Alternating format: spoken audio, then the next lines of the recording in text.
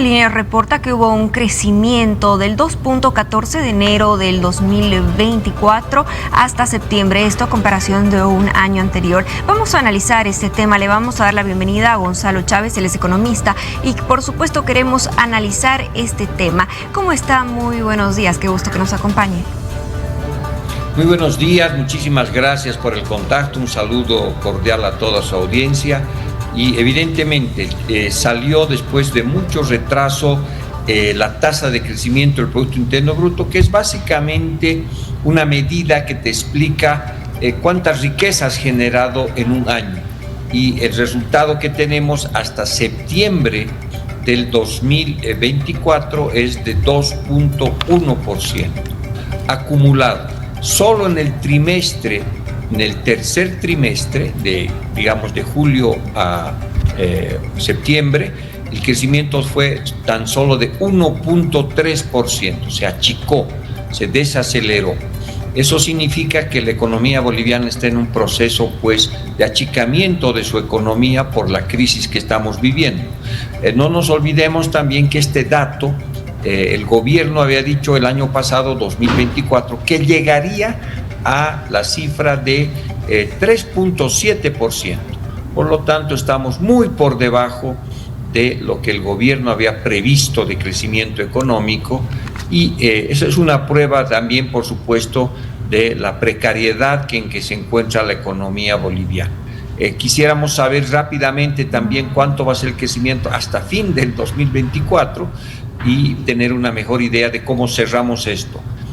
Organismos internacionales como el Fondo Monetario Internacional, el Banco Mundial, dicen que el crecimiento sería menor al 2% en el 2024, o sea, llegaríamos a una cifra muy baja. Todo esto es un indicador de los problemas que estamos enfrentando, desde varias perspectivas, ¿no? Sobre todo, lo que ha provocado el achicamiento significativo del Producto Interno Bruto ha sido la caída de cercana a menos 13% del sector petrolero, sector gas sobre todo.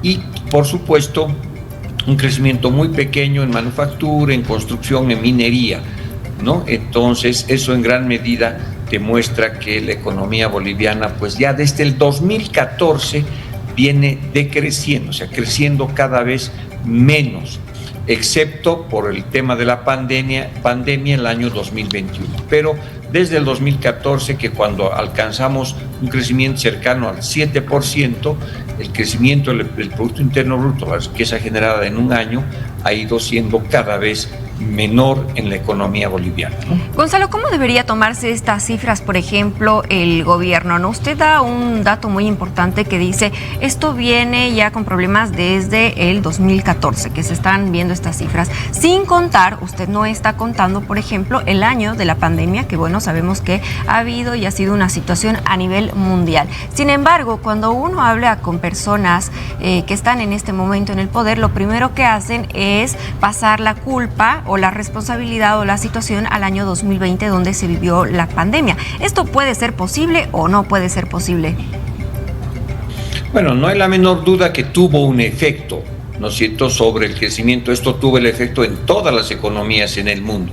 Sin embargo, insisto que este achicamiento de la producción en Bolivia viene desde el 2013-2014. 2013 crecimos casi al 7%, después 5%, después 4%, inclusive antes de la pandemia ya el crecimiento del 2019 era de 2.2%. Vino la pandemia, caímos a menos 9% y después saltamos a 6% de crecimiento.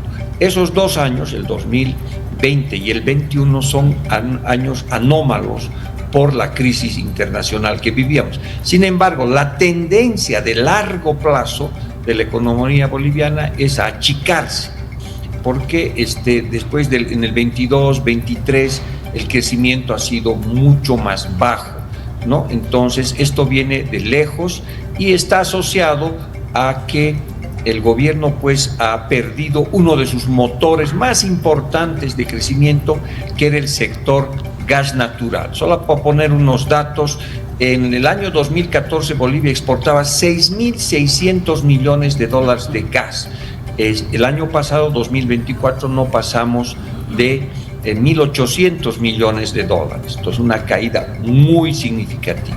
Los ingresos del Estado boliviano en el año 2014 eran 5.489 millones de dólares. El 2024 eso bajó a 1.635.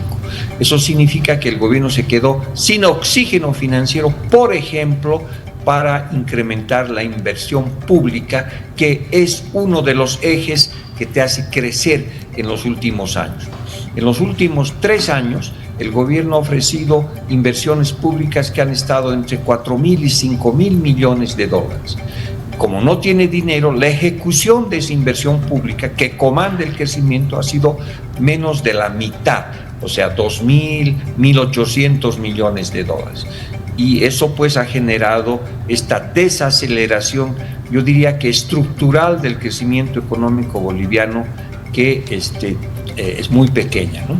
¿Cuánto tiempo tardaría Bolivia en recuperar esta pérdida tan grande, ¿no?, que usted menciona? Viene desde el año 2013 o 2014, estamos hablando de más de 10 años.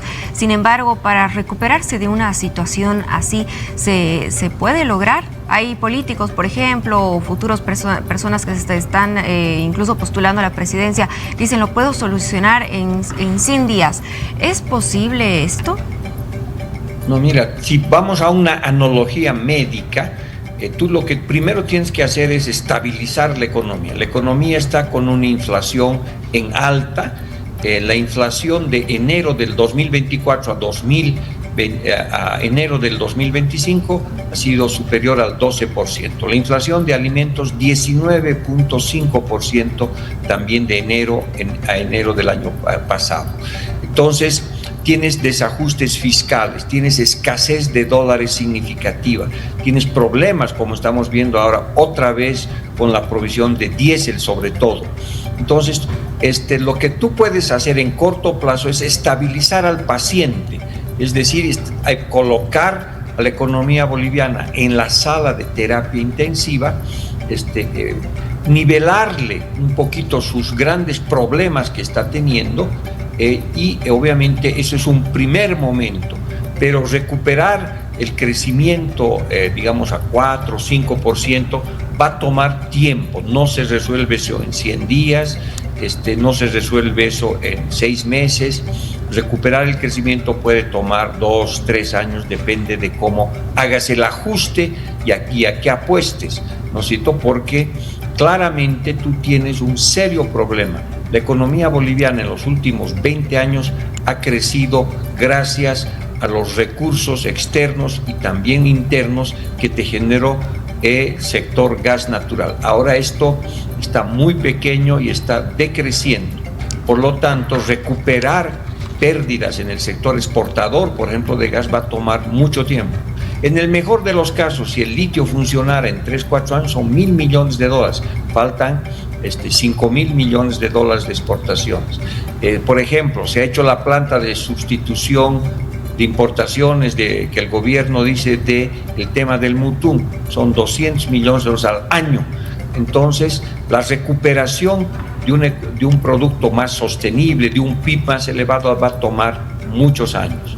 Ahora sí, otra cosa es que tú pares la hemorragia financiera, la falta de dólares, que eso lo puedes hacer en un tiempo más corto. Entonces, volviendo a la analogía médica, se puede estabilizar al paciente, se debe estabilizar al paciente rápidamente, en el corto plazo, pero sanarlo, curarlo, y para que esté nuevamente fuerte y pueda correr, digamos, o ejercitarse en términos económicos, eso va a tomar un poquito más de tiempo, que por lo menos son 2 años.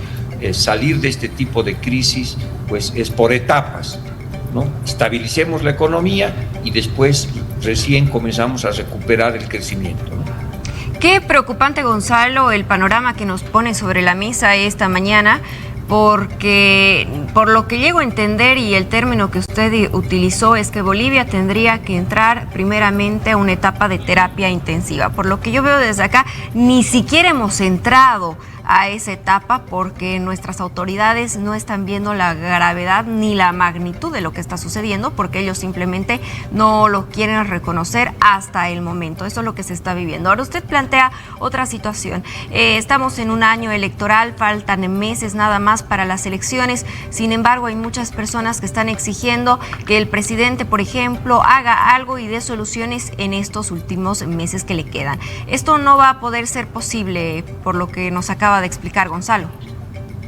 Bueno, el gran problema es que hay que reconocer que tienes un problema.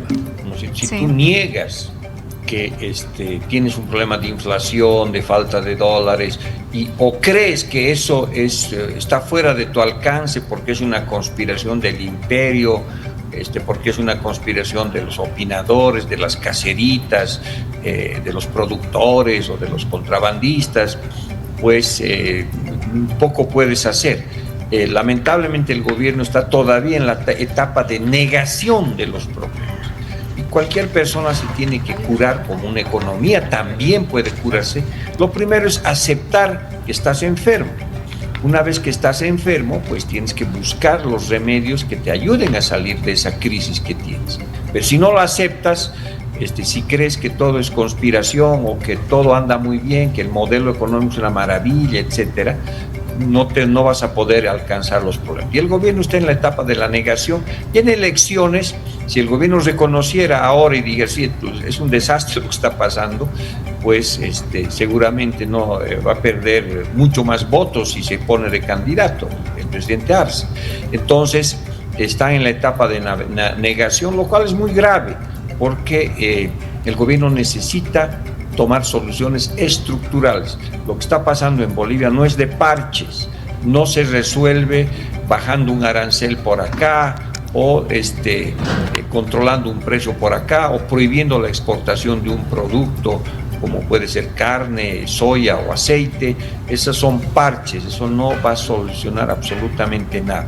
Entonces, lo que se espera es que tengas medidas integrales en temas fiscales, cortando gasto público, siendo más racional en las inversiones y los gastos, recuperando la política monetaria, porque ahora es rehén del Tesoro General de la Nación. El gobierno le financia, el Estado, a través del Banco Central de Bolivia, le financia al Tesoro General de la Nación un déficit público cercano a menos 10% del Producto Interno Bruto. En fin, ¿no es cierto?